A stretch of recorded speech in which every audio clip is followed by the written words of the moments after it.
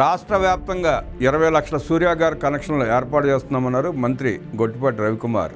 మడకశిరలో విద్యుత్ సమస్యను దృష్టిలో పెట్టుకుని నియోజకవర్గంలో కొత్తగా 3 సబ్స్టేషన్ల ఏర్పాటుకు నిర్ణయించామన్నారు. తమ ప్రభుత్వం అభివృద్ధి ధ్యేయంగా పనిచేస్తోందన్నారు. విద్యుత్ సమస్యలపై తమ శాఖాధికారులు తక్షణమే స్పందించి పరిష్కారానికి కృషి చేస్తున్నారని తెలిపారు. ముఖ్యమంత్రి చంద్రబాబు ఆదేశాల మేరకు మడకశిరలో సోలార్, పవన విద్యుత్ ఉత్పత్తికి అధిక ప్రాధాన్యత ఇస్తున్నామన్నారు. రాష్ట్రంలో సూర్యాగార్ పథకం కింద సోలార్ విద్యుత్ ఉత్పత్తికి కేంద్ర ప్రభుత్వం 20 లక్షల కనెక్షన్లు మంజూరు చేసిందన్నారు. దీనిలో భాగంగా ప్రతి నియోజకవర్గంలోనూ సూర్యాగార్ పథకం కింద సోలార్ విద్యుత్ ఉత్పత్తికి 10,000 కనెక్షన్లు మంజూరు చేశామన్నారు. లబ్ధిదారులు తమ ఇళ్లపై సోలార్ ప్యానెల్స్ ఏర్పాటు చేసుకోవడం ద్వారా సొంతంగా విద్యుత్ ఉత్పత్తి చేసుకునే అవకాశం కల్పిస్తున్నామన్నారు. కేంద్ర ప్రభుత్వ సహకారంతో రైతులకు పగటిపూట 9 గంటల పాటు నాణ్యమైన విద్యుత్ ఇవ్వనున్నామన్నారు.